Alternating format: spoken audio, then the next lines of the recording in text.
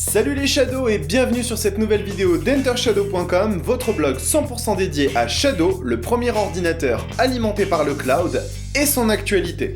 Cela va faire maintenant un mois que Shadow est disponible pour les Early Birds et c'est l'heure de faire un bilan sur ce mois qui s'est écoulé. À cette fin, je me suis rendu dans les locaux de Blade pour m'entretenir avec Emmanuel, un des fondateurs de cette jeune startup. Je vous propose que l'on passe tout de suite à la première partie de cet entretien qui couvre notamment les questions de performance de Shadow à sa sortie.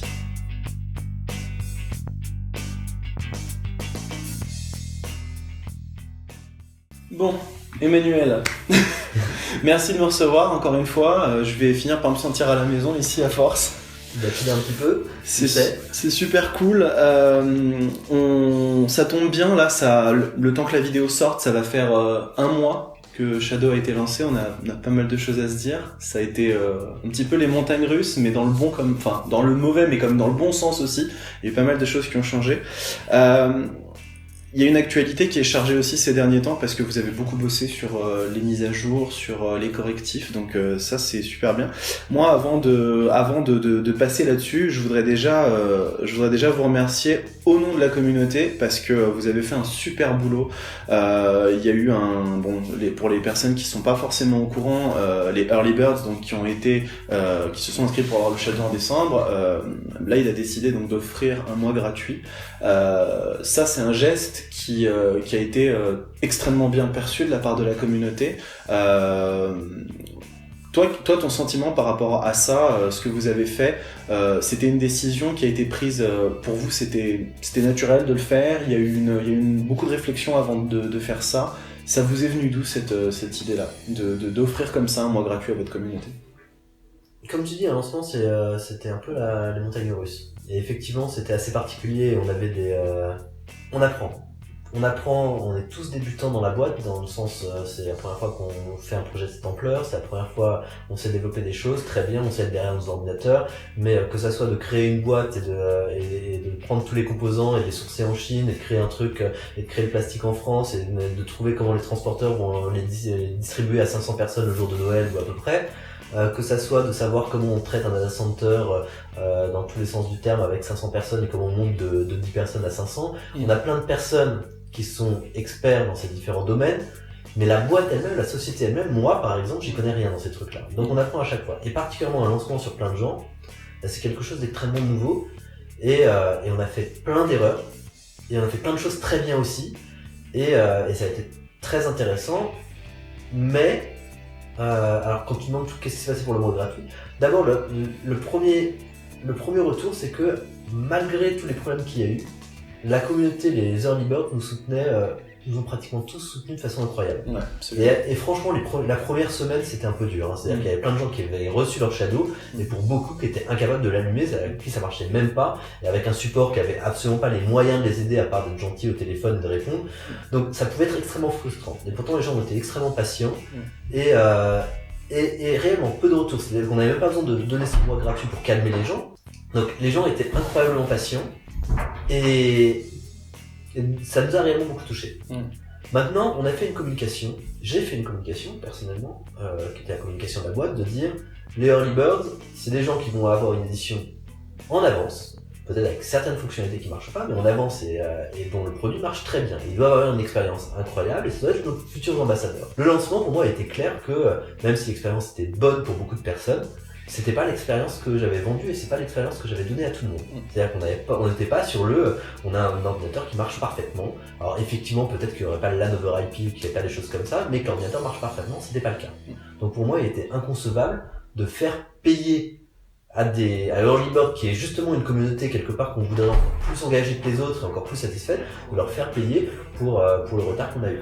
Donc ça me paraissait tout à fait normal de leur donner un mois gratuit pour nous permettre de rattraper le retard. C'est une position qui est à la fois compréhensible et puis en même temps on peut se dire ça rassure quelque part parce que vous vous lancez dans une aventure, vous êtes une jeune start-up, vous lancez dans quelque chose, vous n'êtes pas forcément Nvidia, vous n'êtes pas forcément Sony, il y a des gens qui vous ont fait confiance, qui se sont lancés dans cette aventure-là, et c'est très rassurant ce que vous avez fait. C'est un geste qui peut à la fois être compris de façon commerciale par certains, en se disant bah oui, non, c'est normal de pas faire payer, mais pour d'autres c'est interprété aussi de façon morale. Vous avez un code, vous avez une étiquette, et je pense qu'effectivement ça joue énormément en votre faveur à ce niveau-là. Ouais, et là encore, c'est des choses qui font très plaisir, c'est-à-dire quand on a lancé ce geste-là, qui vraiment semblait naturel, parce que il est indispensable sur un projet de cette ampleur de faire très attention à comment on commence. Je pense qu'une boîte se définit par qui elle est et comment elle démarre.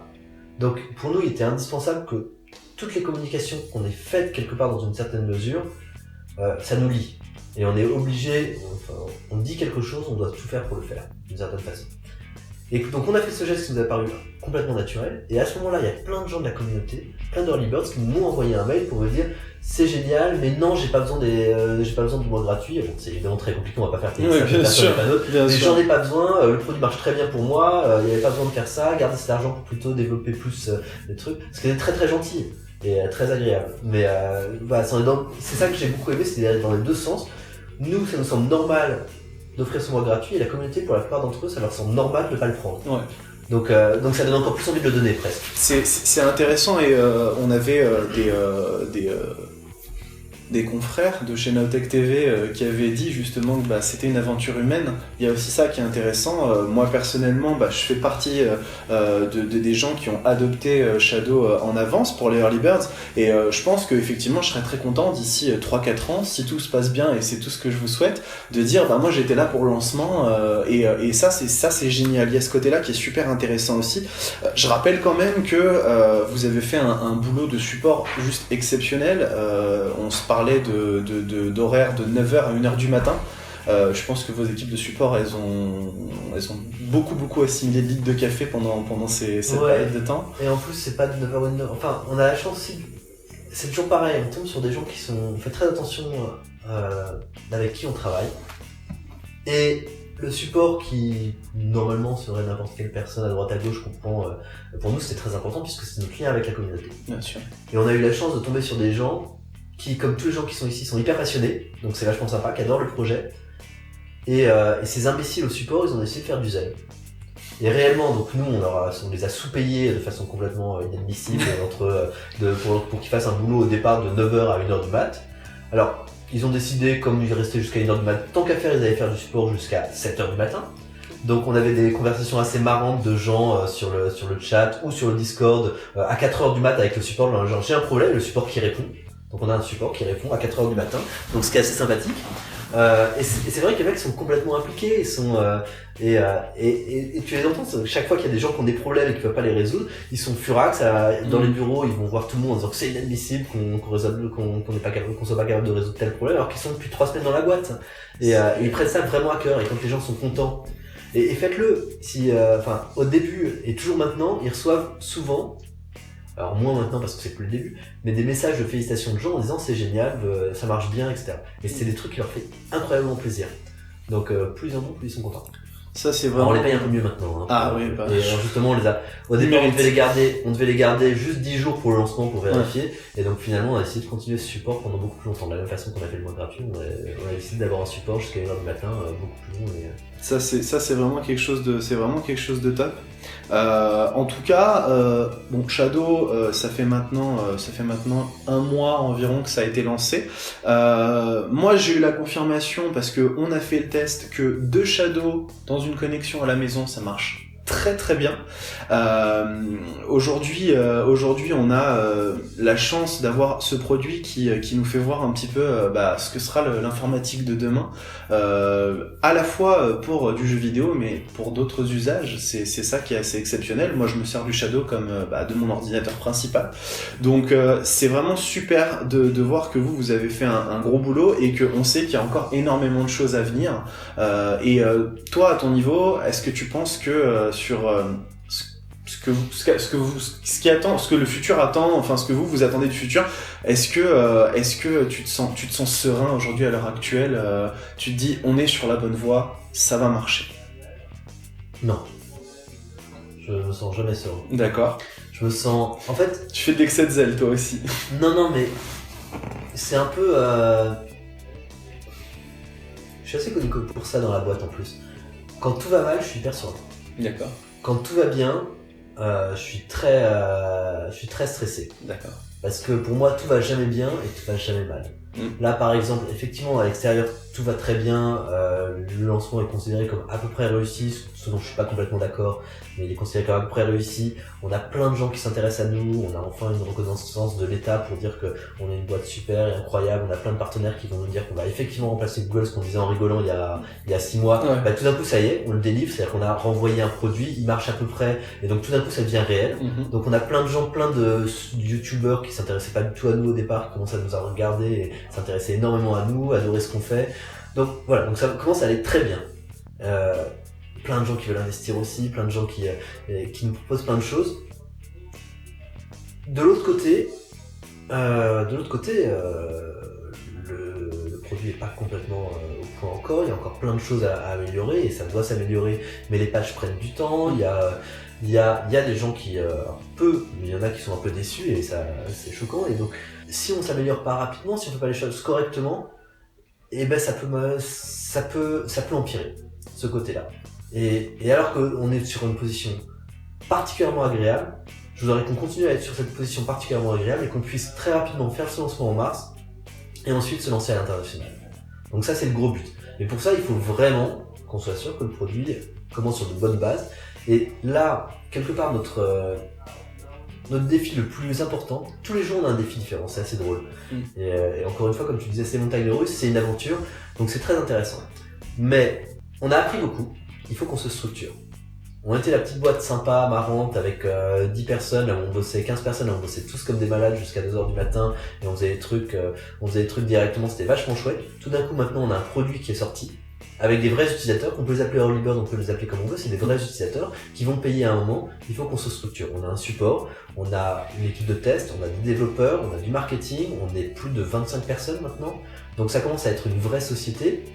Il faut que ces gens-là parlent entre eux correctement. Il faut que chacun de ces organes soit capable de réagir vite, qu'on évite la lourdeur d'une grosse société, qu'on garde notre identité, qu'on fasse en sorte que tout le monde s'amuse, tout le monde soit complètement impliqué, mais tout en ayant des process corrects. Donc ça, c'est la priorité.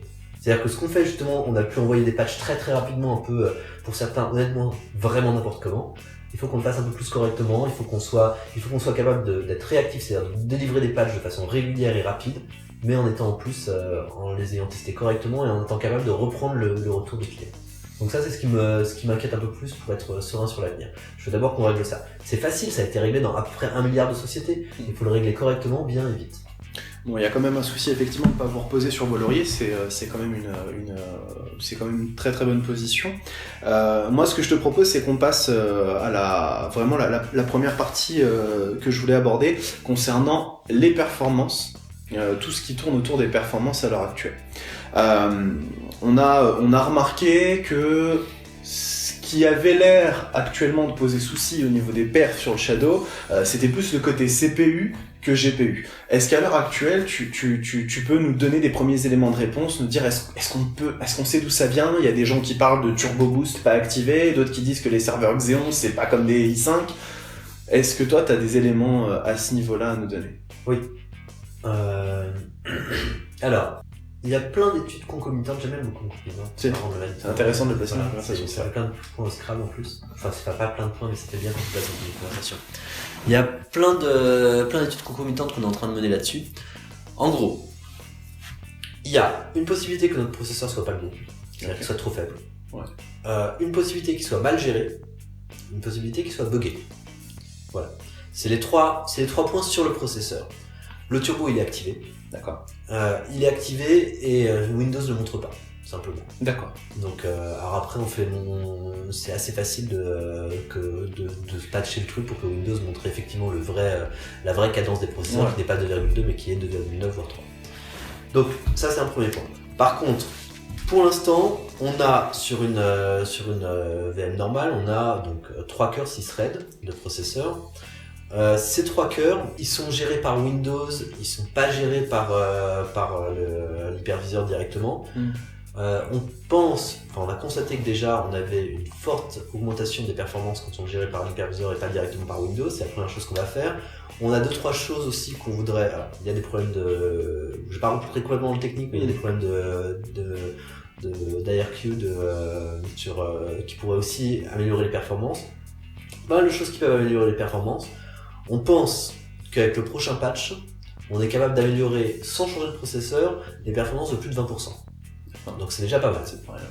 Alors après, il n'y a pas que le processeur aussi. À mon avis, on peut aussi gagner de performance sur la carte graphique, quelques pourcentages sur la GPU qui vont permettre de monter ça encore. Donc le premier but, c'est de savoir si avec ces modifications, on va arriver à un niveau normal pour un ordinateur avec une 1070. Donc typiquement, avec un ordinateur, ce qu'on veut arriver à peu près, c'est un ordinateur avec une 1070 et avec un mauvais Core i7 ou très bon Core i5. D'accord. Un truc dans le genre, ce qui est la configuration sur laquelle on voudrait arriver. Si c'est pas le cas, dans ce cas-là, on a d'autres solutions. La première solution serait potentiellement d'augmenter le nombre de cœurs par personne. Ouais. La deuxième solution serait de changer de processeur. D'accord. Et de prendre des processeurs plus chers d'Intel qui ont une fréquence plus élevée ou un nombre de cœurs plus élevé. Alors après, il y a aussi plein de choses qui... Alors encore une fois, les Xeon et les Core sont difficilement comparables. Ouais. Il y a d'autres choses qui rentrent en jeu. Il y a savoir comment les jeux gèrent le nombre de cœurs, comment ils gèrent la fréquence. Il y a des jeux qui sont beaucoup plus susceptibles sur la fréquence des procs. Il y en a d'autres qui sont beaucoup plus susceptibles, qui sont capables de gérer plusieurs cœurs en même temps. Ouais. Donc voilà, faut qu'on voit un peu tous ces trucs. Il faut, encore une fois, il y a aussi toute une histoire de structurer. C'est-à-dire que nos tests, on les avait fait avant sur, allez, on va dire 6 jeux, ce qui est déjà bien. Donc on a des performances. On peut savoir que effectivement nos performances ont beaucoup diminué depuis la Paris Games Week, ce qui est anormal. Donc ça, normalement, ça devrait être corrigé par le patch. Donc revenir aux performances qu'on avait avant, qui étaient initialement et qui étaient très bonnes. Maintenant, savoir si sur tous les autres jeux c'est le cas aussi, ça veut dire faire un plan de test correct, définir sur quel jeu on va faire sur chaque version, pouvoir avoir des mesures sur chaque truc, ce qui prend un peu de temps. Du coup, honnêtement, si d'ailleurs la communauté a envie de faire plein de tests sur plein de jeux, ça nous a davantage. Je pense qu'ils s'en priveront pas, mais du coup, on se parle beaucoup et on voit beaucoup en fait sur internet, etc. que au niveau des jeux, on parle souvent de prérequis minimum d'avoir 4 cœurs. Vu qu'on est sur des Xeon, on n'est pas forcément sur le même type d'architecture. Du coup, 3 cœurs, ça peut être suffisant, ou vous pensez vraiment que à terme, ça pourra peut-être être nécessaire d'augmenter le nombre de cœurs, parce que il y a même certains jeux qui apparemment ne se lancent pas si la config ne détecte pas que tu as un quad-core au minimum, quoi. J'ai pas rencontré de jeu comme ça d'abord, donc ça je veux bien, et c'est peut-être dû à mon total débutantisme. Il y en a quelques-uns. Alors c'est pas des très gros jeux, mais ça remet juste en question l'idée de se dire quad-core i5, enfin processeur grand public versus 3 cœurs Xeon. Est-ce que on n'a jamais eu un jeu, on n'a aucun retour support ou quoi que ce soit de jeu qui n'a pas marché parce qu'il n'y avait pas le nombre de cœurs sur. Alors c'est peut-être parce que le nombre de threads suffit, j'en sais rien. Ouais. Mais on n'a jamais eu aucun retour d'un jeu qui n'a pas marché à cause d'un nombre de cœurs insuffisant. Donc ça, c'est pas. Les 3 jeux qui marchent pas pour l'instant, et d'ailleurs on a des workarounds pour certains, c'est des problèmes d'anti-cheat qui vont détecter. Ouais, qui veulent pas que ce soit joué sur une VM. Exactement. Ouais, tout à fait. Typiquement Rust, et d'ailleurs il suffit de mettre. En fait, Rust il va désactiver la souris et le clavier. On va faire un patch qui va corriger ça, et en attendant, tu peux juste brancher ta souris et ton clavier derrière et tu peux jouer à Rust. Et ça corrige les choses. C'est parfait. Et voilà. Donc on n'a rien vu là-dessus. Il y a des jeux qui donnent des alertes en disant attention, il faut que votre proc est trop faible et il faut aller à une fréquence plus haut. Typiquement GTA 5, je crois qu'il donne ce genre d'alerte. Ouais. Bon, ça marche quand même très bien avec GTA 5. D'accord. On est capable de jouer très bien et très facilement à GTA 5 avec ce truc. Donc faut voir dans quelle mesure ça fait sens ou ça fait pas sens. Sur le long terme. Mais justement, c'est pour ça qu'on doit tester avec beaucoup plus de jeux. Ouais. C'est pour ça aussi qu'on a une équipe de test qui s'agrandit pour pouvoir le faire et pouvoir vraiment vérifier ça. Il y a aussi une autre question, beaucoup de personnes l'ont soulevé sur le Discord, notamment le chain Discord. Ça concerne en fait les perfs réseau, les perfs de connexion internet. On a remarqué que à certains moments, certaines personnes ont remarqué qu'à certains moments de la journée, on avait des vitesses de connexion qui n'étaient pas tout à fait identiques. Est-ce qu'aujourd'hui, on est capable de certifier que peu importe le nombre d'utilisateurs connectés, on aura quand même des débits qui seront les mêmes, ou est-ce qu'il y a une connexion qui est partagée entre utilisateurs? Comment ça se passe? Alors, C'est une bonne question. A priori, il va y avoir des connexions. La bonne réponse, c'est les deux. D'accord. C'est-à-dire que non seulement on va garantir un certain débit par utilisateur, mais en plus la connexion sera partagée par plusieurs utilisateurs, mais pas par plein. D'accord. En fait, ce qui va se passer, et ce qui est différent du problème dont tu racontes, parce que le problème dont tu parles, en fait, c'est dû à un bug qu'on a. D'accord. C'est une autre discussion. Mais on a, pour l'instant, à voir si on change ça ou pas, mais normalement ça nous paraît suffisant, on a une connexion d'1 gigabit symétrique Ouais. par lot de 4 personnes en gros. D'accord, ok. D'accord. Ce qui signifie que, sachant que 4 personnes, ça veut dire qu'il faut qu'elles soient connectées en même temps, qu'elles jouent, si elles jouent à Overwatch ou ce genre de choses, ça va rien couper. Oui, bien sûr. De toute façon. Donc ça serait 4 personnes, surtout vu de la connexion, il faudrait qu'elles téléchargent comme des malades. Ce qui veut dire que normalement, les gens auront classiquement du 800 mégabits ou du voire près du proche du 1 gigabit. D'accord. Le proche du 1 gigabit symétrique dont on parle. Ouais. On va voir si c'est effectivement le cas. Donc on attend aussi de continuer à voir si effectivement de façon générale les gens ont bien 800, entre 800 et 1 giga. Allez, on va dire de temps en temps quand tout le monde se connecte en même temps, bah ça va plus tomber aux alentours de 500-600. Ouais. Si jamais ils font un téléchargement et qu'une personne fait un gros téléchargement en même temps et que ça tient dans les deux trucs. Et est-ce que ce serait possible d'envisager que sur un de ces 4 utilisateurs, il y en ait un qui du coup occupe toute la bande passante et ce qui fait que les autres, ça c'est pas possible. Non, ça c'est pas possible. D'accord. Donc ça sera toujours donc il y aura toujours quoi qu'il arrive une sorte de limite à 250 mégabits. D'accord. Si on continue comme ça.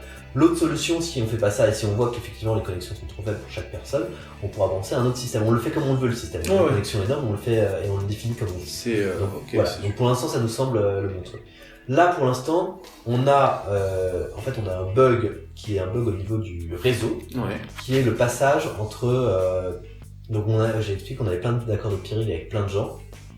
Ici, il y a un accord de peering qui fonctionne pas très bien entre Telia et un autre opérateur et qui fait que la majeure partie du réseau quand elle arrive sur le réseau de Telia, et ben il y a la bande passante qui diminue. D'accord. Donc à certaines heures, il y a la bande passante qui diminue. Donc ça, on est en train de résoudre ça. On est en train de résoudre ça et ça devrait être résolu rapidement. Super. Dernière question concernant les performances. Certaines personnes ont relevé, en fait, ont fait un petit test sur leur vitesse d'écriture-lecture sur les SSD et ont relevé des chiffres qui sont absolument gigantesques. Moi, personnellement, j'ai jamais vu ça. J'avais lu beaucoup de tests comme quoi les tout derniers MacBook Pro de chez Apple atteignaient des 3 gigabits par seconde et là, on obtient des vitesses qui sont encore supérieures. Vous utilisez une technologie particulière de SSD Non, on utilise des SSD niveau serveur. D'accord, donc ils sont vraiment, c'est quand même des SSD de serveur. De toute façon, nos disques, donc c'est des trucs qui sont de très bonne qualité évidemment, mais honnêtement, je ne saurais pas répondre pourquoi. J'ai pas l'impression qu'ils devraient être tellement supérieurs aux autres. Parce que on a des personnes qui sur Crystalmark trouvent des débits à 5 gigas. Enfin, c'est des choses, et on le voit de toute façon au lancement de toute façon de la machine, c'est vraiment ultra véloce. Donc oui, mais c'est véloce parce que notre ça pourrait être d'ailleurs beaucoup plus véloce. C'est véloce parce que notre système d'exploitation est vraiment léger. Ouais, d'accord. Non, je suis pas sûr qu'on soit tellement incroyable sur les SSD. D'accord. Je sais pas ce que veulent dire ces tests-là et je ne connais malheureusement pas assez en SSD pour regarder, mais je regarderai ça. Super. Voilà, cette première partie de mon entretien avec Emmanuel est terminée. La prochaine vidéo sera disponible très bientôt et couvrira la deuxième partie de cet entretien où nous avons pu notamment discuter du contexte actuel du cloud gaming et des projets de Shadow pour l'avenir. Je vais donc vous inviter, si ce n'est pas déjà fait, à vous abonner à la chaîne pour pouvoir être tenu au courant des dernières actualités. Et je vous dis à très bientôt pour la prochaine vidéo.